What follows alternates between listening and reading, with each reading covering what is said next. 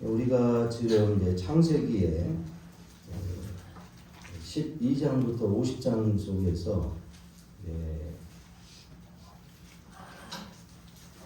네 명의 인물들에 대해서 살펴보면서 하나님이 함께 하시고 하나님이 인류 구원을 위해서 약속의 백성으로 세우신 아브라함과 그의 후손들이 이스라엘 백성들이 어떻게 성장할 수 있었던가 초기의 그 모습들을 보는 거죠. 그래서 아브라함과 100세 때 얻은 이삭과 또 야곱, 에서와 야곱의 그 두 아들들이 어떻게 되어진가 하는 그런 상황들도 보면서 하나님이 인류를 구원하기 위해서 하나님의 뜻을 기록해 주신 성경을 통해서 그 놀라운 일들을 보는데 그 가운데에서 이제 본보기가 되는 믿음의 본보기 그리고 인류의 구원자가 되시는 메시아 또는 그리스도가 오게 하시는 한 민족을 선택하는 거죠. 그 길들을 창세기의 초두에 이제 그 준비 작업으로 기록해 주신 것입니다. 그 가운데서 이제 우리가 아브라함은 참 믿음의 본보기였고 아주 기초적인 것이죠. 기본적인 것이고 이렇게 살아야 된다. 하나님의 약속을 확실하게 믿고 그 믿음이 완전해질 때에 그 아들을 통하여서 이삭을 통하여서 그 믿음의 본보기를 보여주고 이삭이 그 아버지의 본보기 된 믿음을 잘 본받아서 그렇게 살아가면서 그의 후손들에게도 잘 알려주고 전승해 줬다는 거죠. 그러나 아브라함이 이삭에게 보여준 것만큼은 아닌 것 같아요. 왜냐하면 야곱의 인생은 그 나그네의 인생길은 얼마나 힘들고 어려웠는지 오늘 지금 우리가 보는 내용 속에 이제 11번째 아들인 요셉이 그의 자녀들 다른 형제들에 의해서 팔려가는 그런 모습에 형들은 이제 요셉이 사라지게 된 것을 들짐승이 해쳤다. 그래서 자기 아버지 야곱에게 요셉이 들짐승에게 잡혀 먹힌 것 같습니다. 이런 형태로 이제 보고를 하잖아요. 아버지의 아들이래 또 그나마 자기 동생이라고 하지도 않고 우리 동생 요셉이라 말하지도 않고 아버지의 아들 요셉이 이렇게 말하고 있어요.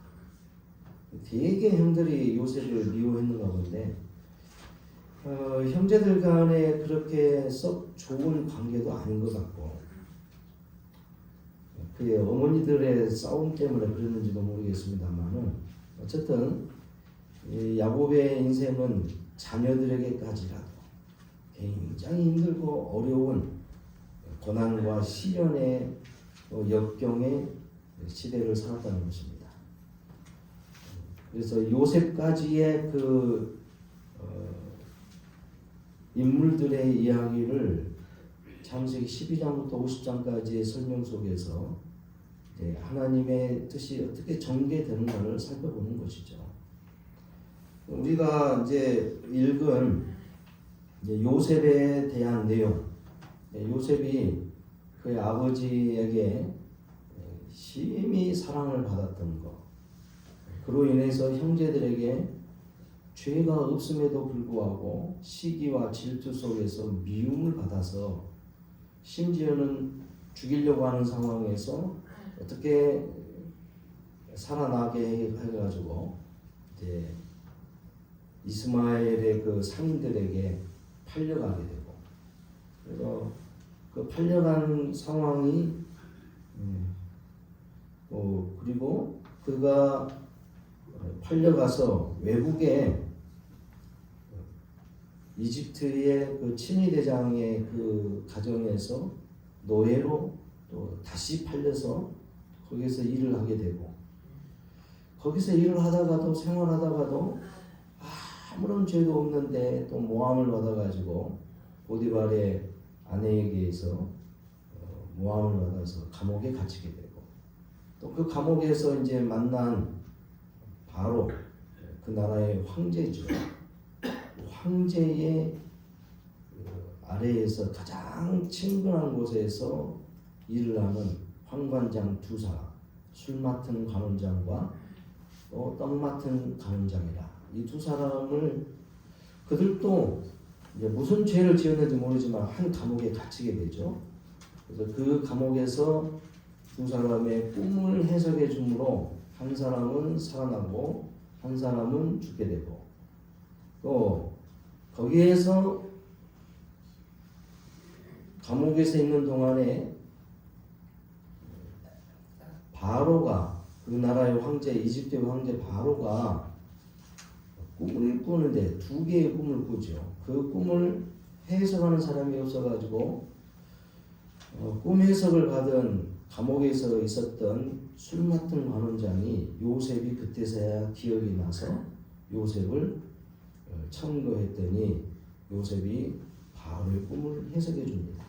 그 꿈은 무엇인가 해석해 봤더니 온 세상에 7년 대풍년이 있고 그 후에 한 번도 경험하지 못한 극심한 흉년을 맞이하는 일을 통해서 이제 요셉이 온 세상을 구원하는 구원자로서 등장하죠. 네, 일련의 이 모든 과정이 하나님의 구원 계획의 역사와 딱 맞물리는 것이 뭐냐?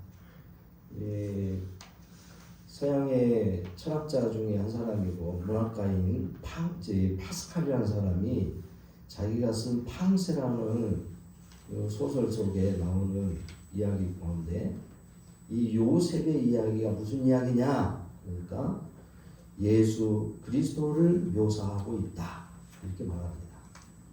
여기저기 어디에서도 성경에서 어떤 본문에서도 요셉에 대하여서 예수님의 그림자다, 요셉이 예수 그리스도를 보여주는 어떤 표상이다, 이런 표현은 없지만 요셉이 그런 모습이 있다는 거예요. 방금 제가 여러분들에게 알려줬던 것처럼 아버지의 사랑을 받았던 귀한 아들이 죄 없는 가운데서도 죄인으로 팔려가게 되고 죽을 뻔하다가 팔려간 거예요. 죽은 거나 마찬가지죠. 야곱은 죽은 걸로 알았으니까 죽었잖아요.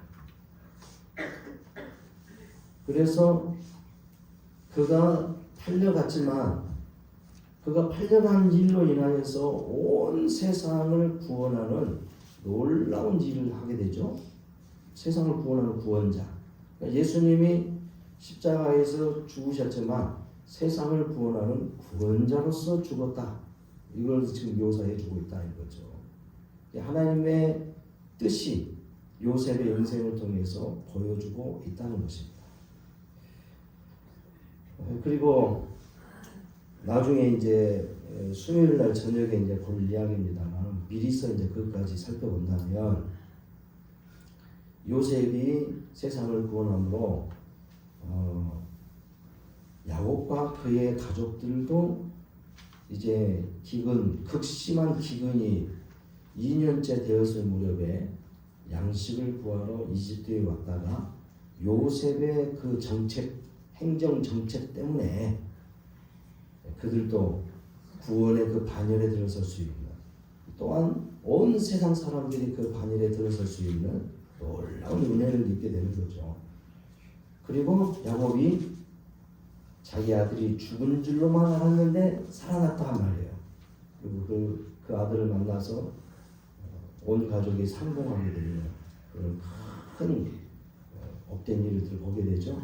이 과정들이 하나님이 인류를 구원하시고자 하는 귀한 과정들을 한눈에 보여준 것이다, 이 말이에요. 이 내용들을 우리가 염두에 두고 이제 야곱의 그 마지막 순간인 요셉과의 그 관계의 일들을 우리가 함께 보는 것입니다. 여기서 이제 우리가 방금 앞에 말씀해 뒀던 예수 그리스도의 구원의 한 여정의 그 모습들을 염두에 두고 야곱이 그 아들을 통하여서 그 험난한 인생길 속에서 하나님이 어떻게 그를 이끌어가고 인류 구원의 메시아가 오게 하는 한 민족을 이렇게 세워나가게 되는가, 그 길들을 또 한번 보는 것입니다. 오늘 우리가 이제 보는 39장에서 그렇게 보죠. 요셉이 이끌려 이제 그 미디안 상인들, 이스마엘 후예들의 그 상인들에게 팔려가지고 요셉이 이제 이끌려서 이집트로 내려갔다 그 말이에요. 39장 1절에서. 그래서 바로의 신하 친위대장, 요즘 같으면 이제 경호대장이죠. 경호실장, 뭐 대통령이 실에 있는 경호실장, 뭐 이런 사람들의 집에서 이제 일을 하게 됐다 이 말이에요. 또 다시 팔리게 된 거예요. 종으로 또 다시 팔렸어요. 아무런 죄도 없고 그저 형들에게서 미움을 사가지고 그 생명을 잃을 뻔하다가 이제 이렇게 노예로 팔리게 되어지는 이 엄청난 일들을 요셉이 당사자는 어떤 마음이 들었을까요? 굉장히 아마 그 어린 나이에 도대체 형들은 왜 그랬을까 고민도 해보고 괴로워도 해보고 분도 내봤을 것이고 굉장히 그 마음속에 불편한 그 심기는 이루 말할 수 없을 것입니다. 요셉이 그래서 친위대장 집에서 보디발 집에서 일을 하면서 보니까 요셉이 어떠한 상태인가를 이제 39장 2절에서 보는데 우리 다시 한번 읽어볼까요? 39장 2절 다 같이 한번 말씀 읽겠습니다. 시작. 여호와께서 요셉과 함께 하시고 그가 형통한 자가 되어 그의 주인 애굽 사람의 집에 있으니 그랬습니다. 자, 요셉과 함께 하신 분이 누구라고요? 자, 야곱과도 하나님이 함께 하셨습니까? 함께 하셨죠? 근데 야곱은 그 상황을 제대로 이해를 했어요? 못했어요? 못했어요. 항상 힘들어. 늘 힘들어. 그래서 자기가 뭔가 해보려고 다른 사람들에게 거짓말도 하고 불려대기도 하고 윽박지르기도 하고 자기와 함께하고 있는 모든 사람들은 항상 적대시했어요. 경계하고 믿을 수가 없어. 그러면서 고향으로 부모님이 계시는 곳으로 다시 찾아와야 되는데 내가 빈손으로는 갈 수 없다. 또 부모님이 자기를 바단 아람으로 보내는 과정에서 이 땅 위에 가나안 땅에 있는 여자들, 헷 족속의 사람들하고는 혼인을 맺을 수 없다. 그러니까 외가에 가가지고 잘 우리 집안 사람들 가운데서 배우자를 만나서 돌아와라. 이런 사명이 있잖아요. 그러니까 어쨌든 돌아와야 되는데 빈손으로 올 수가 없어. 요즘은 어떤가요? 고향 땅에 요즘은 그런다더만 특히 이제 결혼도 잘 안 하고 그러니까 또 결혼도 늦게 하고 그러니까 홀년기가 훨씬 넘은 자녀들은 명절 때 잘 안 올라가거든요. 안 올라오는 이유가 뭔지 알죠? 야, 이번에 내려오면 내가 누구 집 처자가 아주 잘 좋은 사람 있는데 나이는 고만하면 괜찮을 것 같아. 한번 만나볼래? 그 소리 듣고 나 바빠서 못 내려가요. 이번에 못 내려갑니다. 그런 소리 듣기 싫어가지고 못 내려가. 부모님 못 찾아와야지. 그런다죠. 아마 야곱의 그 상황이었을 수도 있어요. 어쨌든 그 야곱의 그 인생은 항상 괴로움의 인생이에요. 하나님이 함께 하시면도 괴로움의 인생이에요. 자, 여기서만 해가지고도 여러분들 비교를 한번 해보십시오. 자, 야곱과 같은 인생을 사는 것이 좋습니까? 요셉과 같은 인생을 사는 게 좋습니까? 형들에게 팔려가지고도 하나님이 함께 하셨대요. 근데 요셉이 그걸 알았어요? 몰랐어요? 몰라요? 요셉은 알아. 그래서 어떻게 아냐? 그 부분 어떻게 아냐? 나중에 요셉이 이제 나중에 이야기할 일입니다만은 요셉이 바로의 꿈을 해석해 줘가지고 국무총리가 되어가지고 총리가 되고서 혼인도 하죠. 아마 이집트에서 가장 예쁜 여자하고 혼인을 했을 거예요. 요셉의 그 용모에 보면 훨씬 멋있고 예쁘다고 했잖아요. 6절 말씀에서 용모가 빼어나고 아름다웠다. 그러니까 바로가 웬만한 여자 붙여줬겠어요? 근데 아이를 낳고 나서 첫째 아들의 이름이 뭐라고요? 요셉의 첫째 아들 이름 예? 므낫세. 므낫세란 말이 뭐냐면 형들로 인하여서 그 괴로웠던 그 인생의 길들을 내가 다 잊어버렸다. 왜요? 하나님이 함께 하셨다니까. 하나님이 함께해서 그런 상황까지 놓이고 내가 이렇게 노예로 와가지고 죽을 것 같은 상황 속에서도 늘 지켜줬다. 얼마나 지켜줬냐면 39장 저 뒤쪽에 보니까 바로 이 보디발의 그 아내의 모함을 받아가지고 감옥에 갔음에도 불구하고 한번 봐보세요. 39장 21절 봐보세요. 함께 읽을까요? 시작. 여호와께서 요셉과 함께 하시고 그에게 인자를 더하사 간수장에게 은혜를 받게 하시매. 감옥에 갔는데도 하나님이 함께 하셨대요. 그래가지고 어쨌다고요? 간수장, 그 간수장에게, 그 감옥을 전담하고 있는 간수장에게도 인정을 받아가지고 감옥의 모든 일들을 다 총괄하고 있었어요. 죄수가. 이 대단한 일이죠. 하나님이 함께 하십니다. 그 이후에 그 상황을 알고 있다 보니까 그 감옥에 있으면서 술 맡던 간원장, 떡 맡던 간원장, 황제의 가장 측근에서 있는 이 두 관원장이 어떤 죄목으로 들어왔는지 그 감옥에 갇히게 됐어요. 그러면서 그 두 사람이 꿈을 꿨다고 이상한 꿈을 꿨다 하면서 이야기를 하니까 그 꿈을 해석해 주는데 뭐라고 말하면서 해주느냐. 그 꿈에 나중에 이제 그 바로의 꿈을 해석할 때에도 꿈을 해석하는 자는 요셉이 아니라 누가 한다고요? 하나님께서 해석해 주신다는 거예요.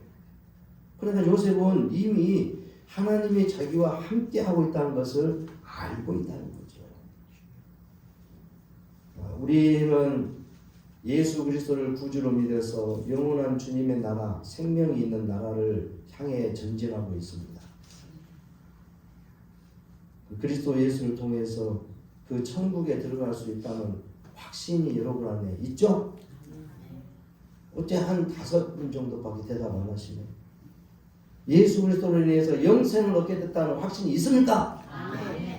그러시다면 자 나머지 지금 주님의 나라에 완전히 들어갈 때까지 야곱처럼 사는 것이 더 좋겠어요? 요셉처럼 사는 것이 좋겠어요?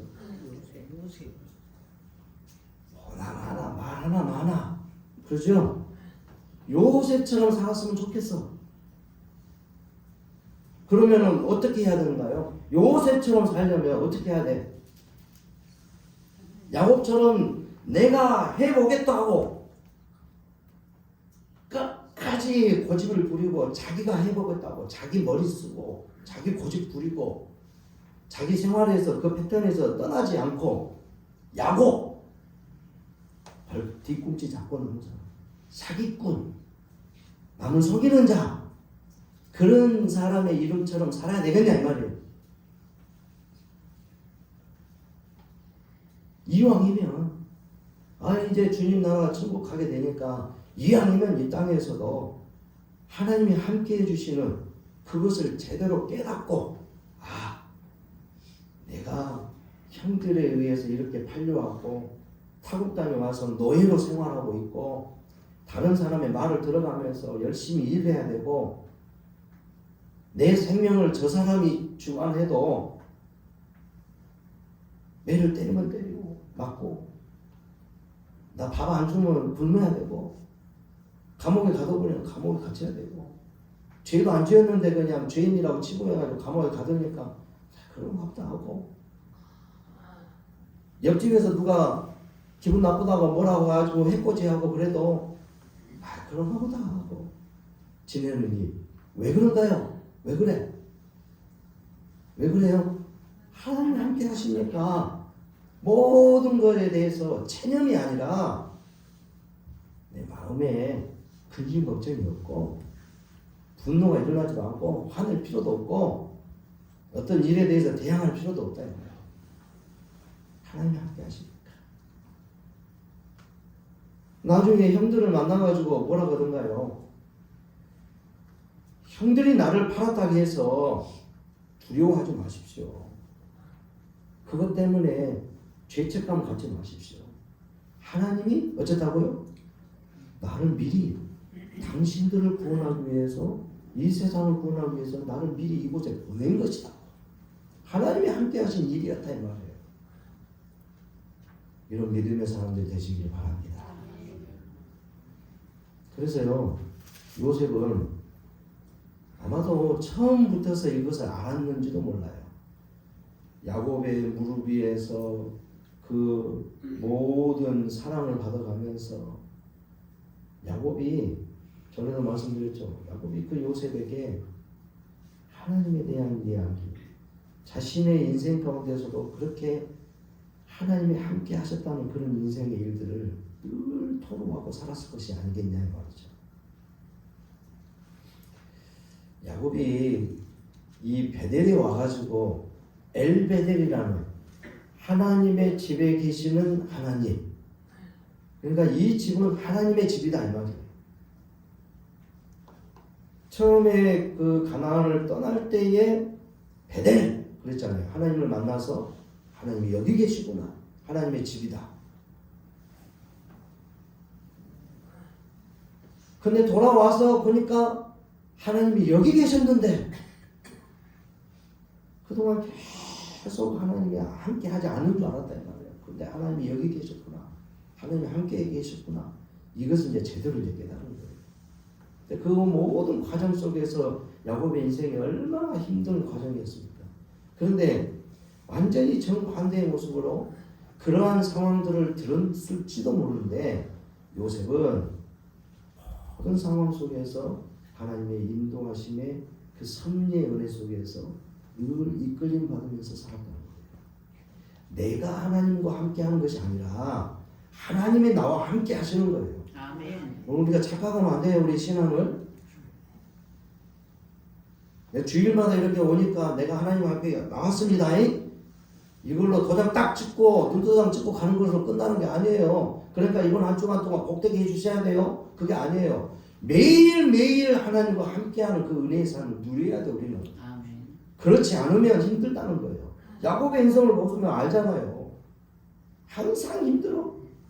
내가 하려고 하면서 내 인생은 내가 산다 그러면서 내 지혜를 가지고 사는데 항상 힘들어. 되는 것 같은데도 안 되고. 그래서 막 내가 우리 외삼촌한테는 내가 이 7년 동안 일해가지고 나이를 얻는다고 했는데 외삼촌이 거짓말을 해가지고 레알을 줘버렸어. 그래서 또 7년 동안 열심히 일했어요. 그러고 나서 나이를 얻고 나서는 이제 자녀들도 얻고 나서 우리 외삼촌 이제 내가 재산 좀 증식 좀 시켜야겠다. 재산 좀 많이 가져야겠다.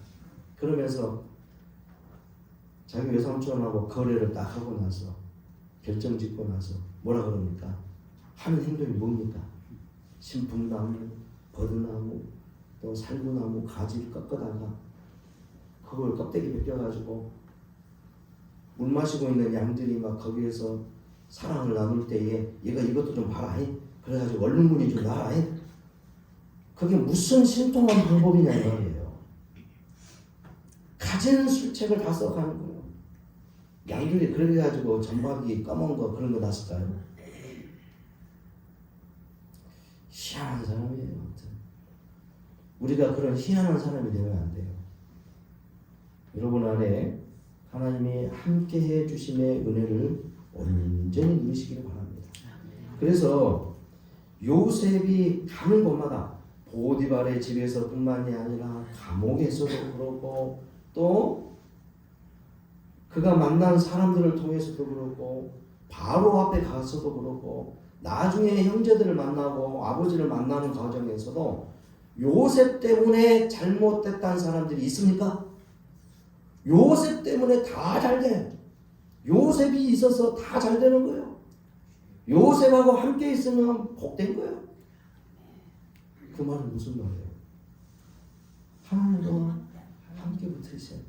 하나님이 함께 해주심에 대하여서 내가 인정을 하고 그게 바로 믿음이에요. 그게 믿음. 여러분 안에 하나님이 함께 해주심의 그 믿음을 가지고 하나님 앞에 찰싹 붙어 있어야 됩니다. 여러분들 아멘 하시지만 또 오늘 예배 딱 끝나고 나서 가면 금방 또 하나님이 함께 해주시면 잊어버릴 거예요. 그래서 점심 먹을 때도 여기서는 하지 기도를 또 대표 기도를 하니까 또 하고 누가 대표로 기도하니까 그렇게 먹는데 또 다른 데 가서는 그냥 에이 그냥 지나가버려 그냥 잊어버려 그냥 하나님이 함께 해주시면 잊어버린다니까요. 그걸 먹는 것도 하나님이 함께 해주셔서 먹게 되는 거고 소화가 잘 된 것도 하나님이 함께 해주셔서 먹게 되는 거고 소화가 잘 된 거고 그러고 나서 내 몸이 건강해지고 배가 나와도 하나님이 함께 해주셔서 그런 것이고 믿습니까? 네.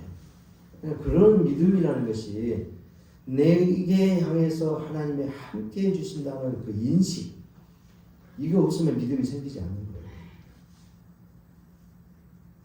우리는 습관적으로 그러죠. 오늘 또 집에 가시다가 돌부리에 걸려가고 넘어졌다 그러면 뭔 놈의 돌이가 바뀌어가지고 이놈의 돌 뭔 놈의 돌이 그런데요. 일단 나는 가는 곳마다 그냥 넘어지고 내 다리는 이렇게 힘이 빠져 있는 거예요 도대체. 그래서 자기 원망하고 불평하고 거기서 불만을 막 토로하는 거예요. 하나님이 함께 해주신 사람은 그러지 않는다니까요. 제가 가끔 요즘 그러더라고요. 나도 모르는데 무엇이 좀 잘 안 되면 에이 젠장 에이 젠장 이러더라는 거예요. 그래서 딸이 듣다가 아빠 왜 젠장이란 말을 해요? 그만하세요 그러더라고요. 된장도 아니고 고추장도 아니고 젠장 그러더라고요. 이게 우리가 습관적으로 이런 말이 나온다니까요. 생각이 그러고 삶의 모습이 그래요. 예수 그리스도를 구주로 믿어서 하나님의 거룩한 백성 되고 하나님의 새 백성 됐다고 하는 새 사람의 모습이 되었다고 한다면 그 믿음을 갖는다고 여러분들 다 그렇게 됐다고 믿었다고 아멘도 하셨잖아요. 그랬다면 그렇게 거듭난 사람이 됐다 한다면 그런 모습처럼 살아야죠. 그래서 하나님과 함께하는 삶을 누리고 그 하나님이 함께해 주시는 은혜의 삶을 누리고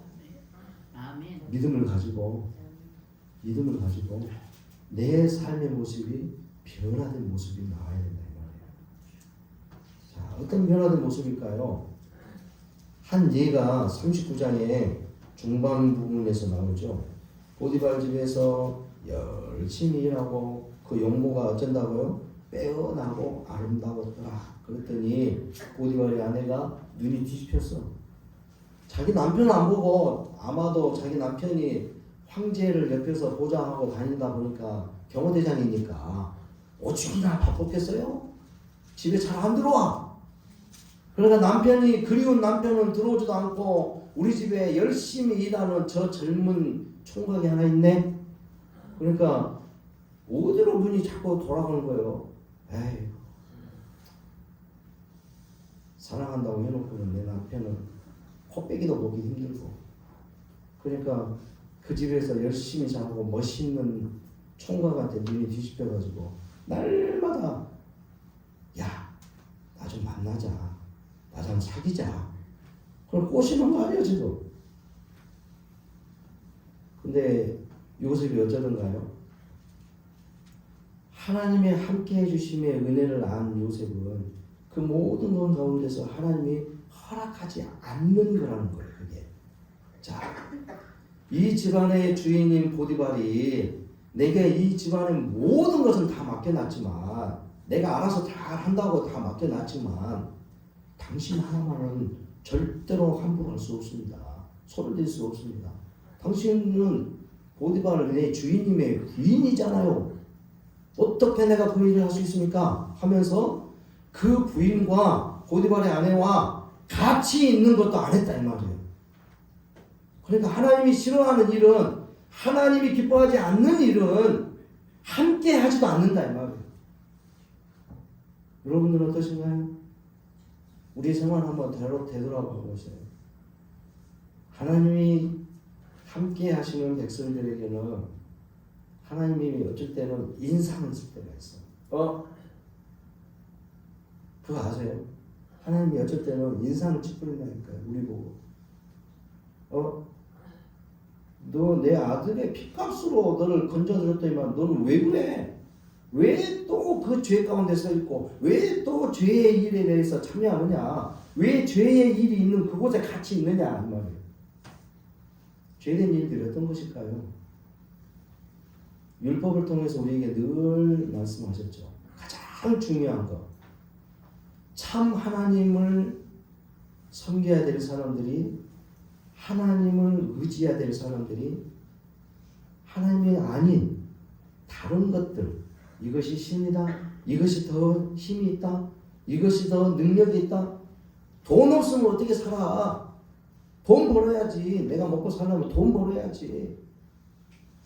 하나님이 뭐 먹고 살지 말하던가요? 못 먹고 살고 거지같이 살아가던가요? 굶어 죽으라 하던가요?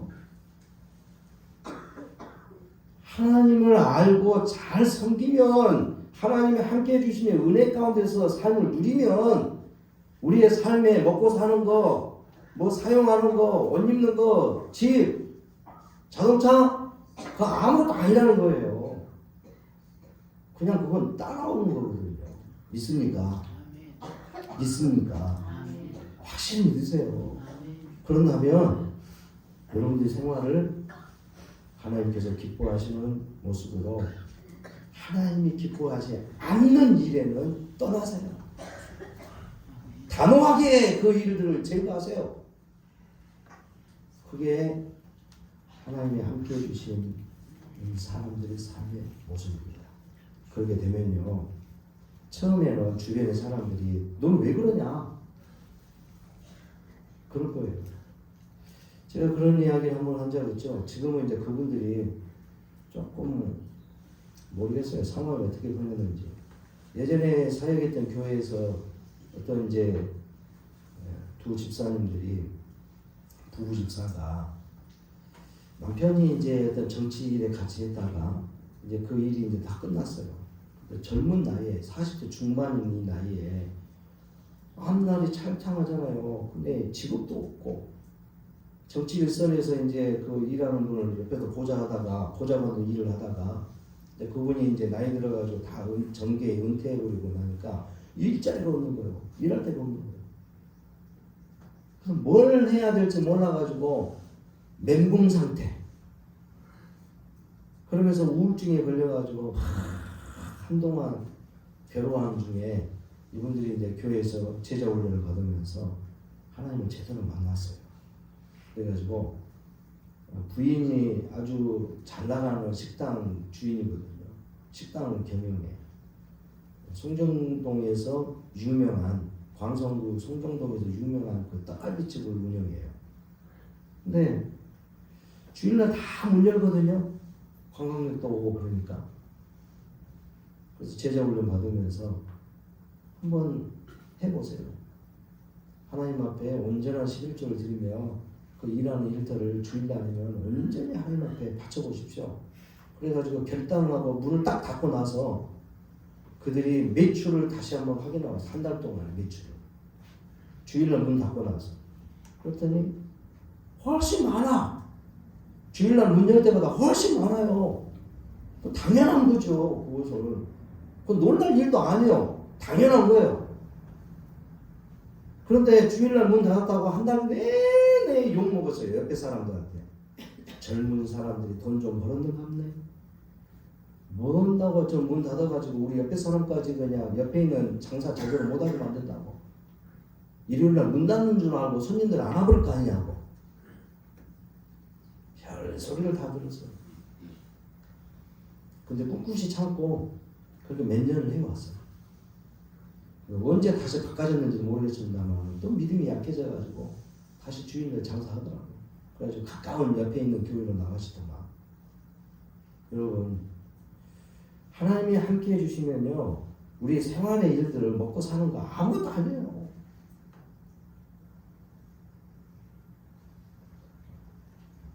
그로 인하여서 우리의 삶의 모습이 질이 좋아진 것뿐만이 아니라 그 사람의 인격의 모습으로 인하여 주변의 사람들의 놀라운 일들이 벌어진 거예요. 자, 이 요셉이 그 죄목으로 인하여서 모함을 받아가지고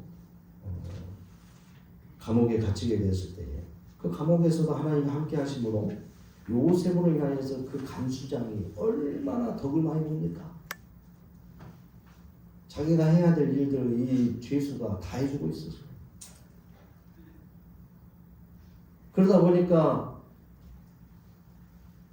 바로의 그 환관정으로 있었던 두 사람이 죄로 인해서 갇혀갖고 있는데 이 두 사람에게도 아주 선한 일을 하잖아요. 이 사람 때문에, 요셉 때문에 한 사람은 살아나고 한 사람은 그 꿈에 의한 해석에 의해서 목이 달리고서 죽게 돼요. 이런 것들이 나타나잖아요. 많은 사람들에게 유익을 끼쳐줄 수 있는 사람이 되는 거예요. 하나님과 함께하는 사람. 우리도 우리 교회가 그리고 함께하고 있는 우리 성도들이 덕흥중앙교회 성도들을 한다면 이 지역사회를 변화시킬 수 있는 능력이 있는 사람이에요. 하나님이 함께해 주시니까.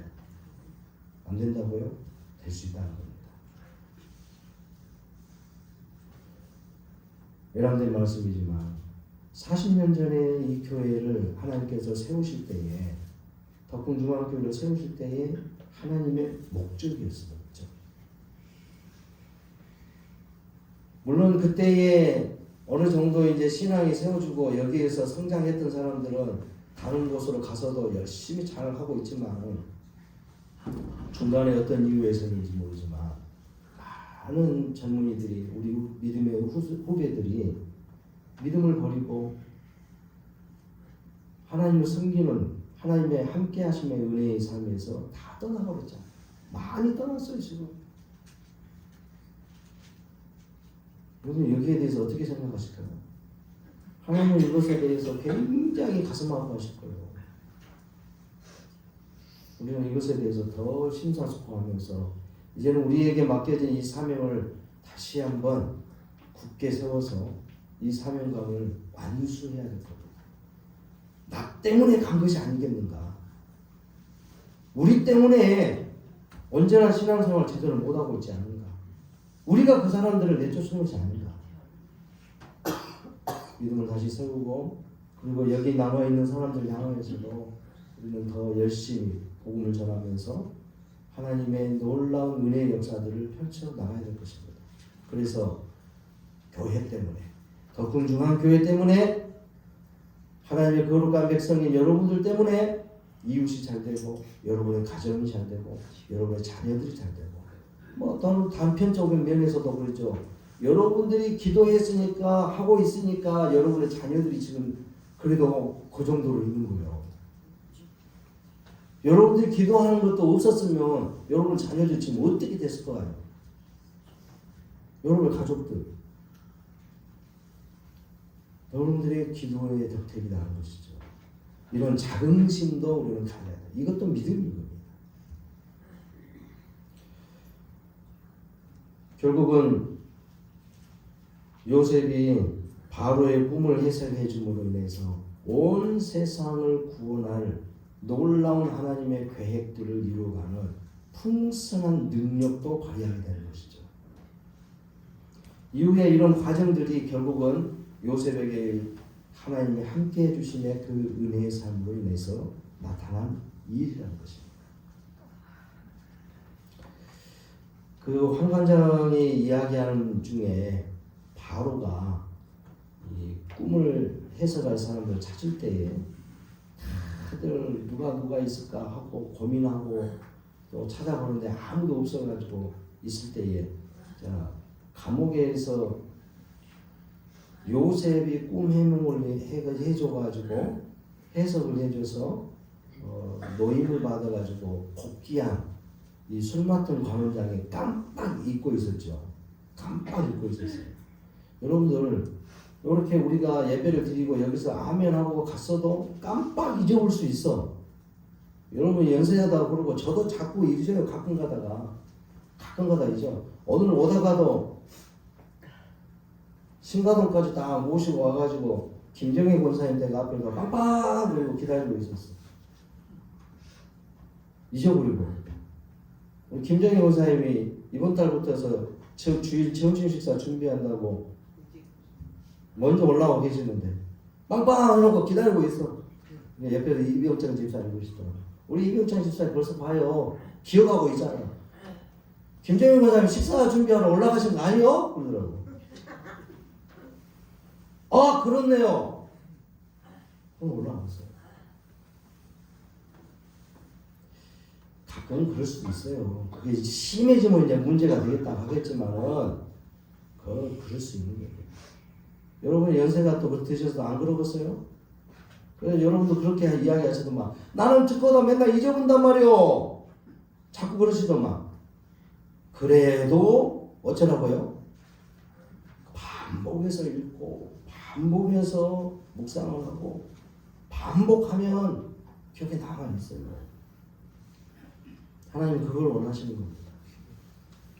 왕관장을 하나님께서 기억나게 해석하셔가지고 요셉을 바로에게 소개를 하죠.